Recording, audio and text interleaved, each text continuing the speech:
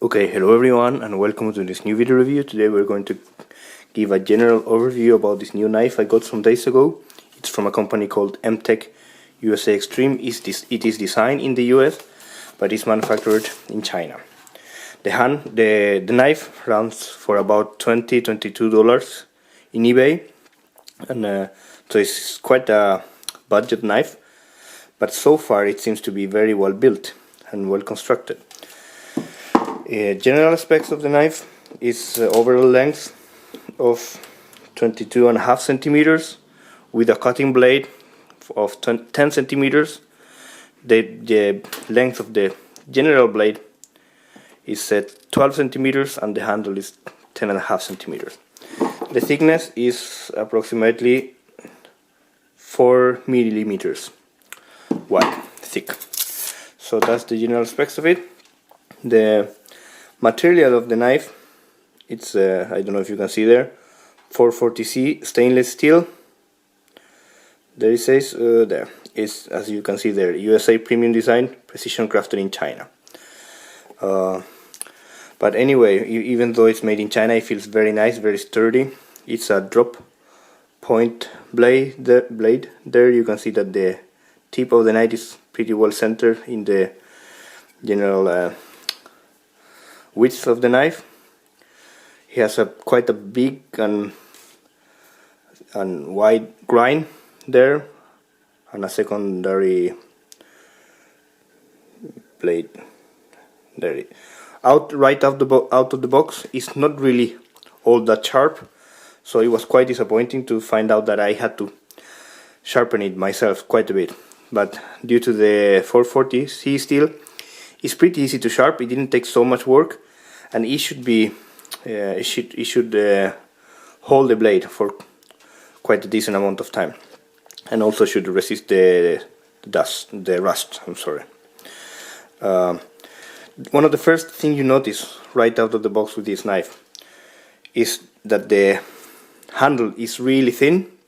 So I don't have, for example, big hands. I have like normal sized hands, but I felt that holding the knife, I had to like wrap my fingers around the handle, and that was not so comfortable. I could use it anyway, but I found some very easy solution. It was not a problem. I just wrapped some paracord around it and it gave no problem whatsoever. I could not wrap it all the way up. You will see why I couldn't. I will show it later. It has some small hole in the bottom where you can put some lanyard. It comes with a very aggressive pommel there, some small space for the finger to give more easy, to make it easy to handle, and also it has this small gap here right before the blade start, so you can also, if you want to carve or something, so it's way easier, much more control.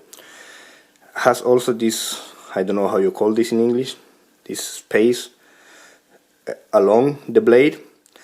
I have the impression, for what I know, this is made in case you need to stab something or somebody.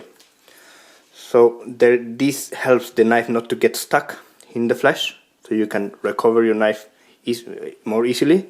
I am not sure about that, but I have seen that in combat knives. They usually have that. So if you stab, you can recover your knife quite easy. And those holes through the blade, I don't really know the use for that. I think it must be just design, but I'm not sure about that. The material of the handle is made of micarta, seems like it, and it's very comfortable. Other than just being a bit too thin, once you wrap this paracord, it's really comfortable. It feels very well made and very sturdy. The blade, now I have sharpened the knife, and you will see this is just normal 550 paracord. No problems whatsoever. Double, if you take it double, no problem. A bit thicker rope. If you need to do some carving,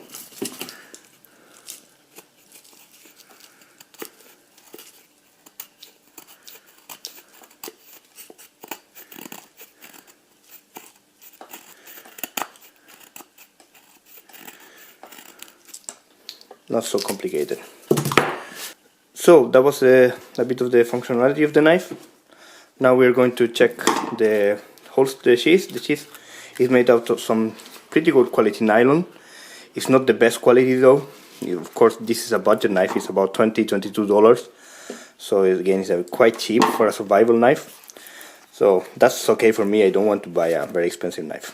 It has some lube here for the belt, which is safe there. You cannot take it out and back again. I like that because it feels more sturdy.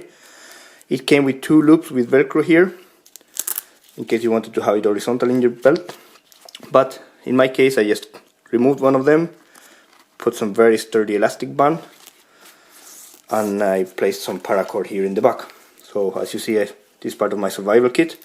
This is a very simple and basic survival kit. Just of course this is the worst case scenario. Always you carry things around. You carry your small survival kit and your tools. This is in case you go out and you are not bringing anything else and everything goes wrong and you only count on your knife and your survival kit. So paracord here in the back goes very safe, and if you don't feel it once it's in your belt, it will not bother your leg. The knife goes in the sheath, secured by this bottom clip. So therefore you see there, this allows the bottom to close, therefore you cannot have paracord there. Otherwise it will be very difficult to close. And the knife fits both ways, right, left and right, but it's made for right-handed use. It has some small plastic piece there that protects the sheath from the tip of the knife. This small pocket here goes secure with this normal standard buckle, plastic buckle, and even though it's quite small, you can fit many different things. First of all, you will see light. This has some MTech Army SGN3, very powerful for its size, and very durable, very sturdy. Has here, this is some Exotac Nano XL fire rod. I'll show you very fast. Just comes with the rod there, and this is the striker. It's a very aggressive striker. And whistle. This is a survival whistle. It's a very cheap from eBay, but works very fine even when wet, and has this small capsule here that you can use to store tinder or something like that. I use it for tinder. I have fit also this small piece of aluminium foil paper. I can place the tinder in here and light the fire in case it's very wet. And also in the last place I have this fire wax stick. They light even when wet, so I light the fire and then I have this to keep the fire on.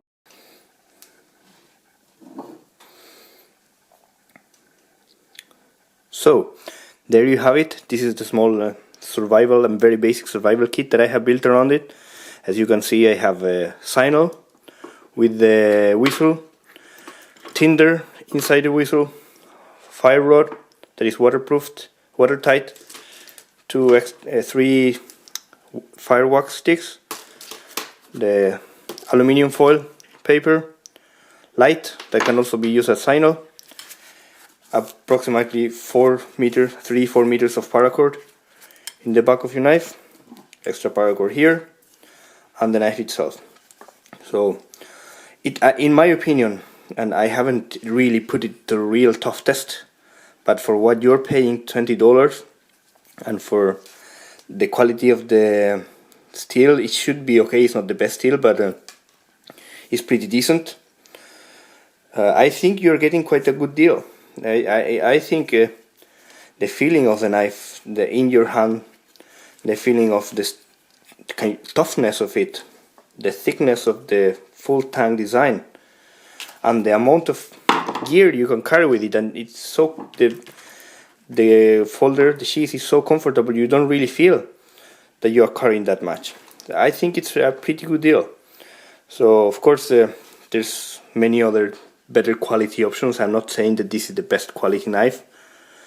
I'm not saying that that this will beat any knife. I think, in my opinion, for what you're paying, it's a very good deal. It's a Chinese made knife, but it feels very good quality. Yeah. So I think, my opinion, I'm carrying the very basic here. Why don't I carry any compass or anything like that to find direction? Because basically I always carry a compass in my watch. So all of my watches have some compass here, so that's not a problem for me. And since it's analog, even if the watch fails, you can just find the north through just the hands of the knife of the watch and the sun. So this is a very basic, worst, very bad case scenario kind of survival kit, and this is the knife itself. In my opinion, it's a very, very good deal for what you are paying. I'm really happy with it, and I cannot wait to put it to test. So as soon as I go out in my next camping trip or survival trip, I will upload a video about it. Thank you for watching.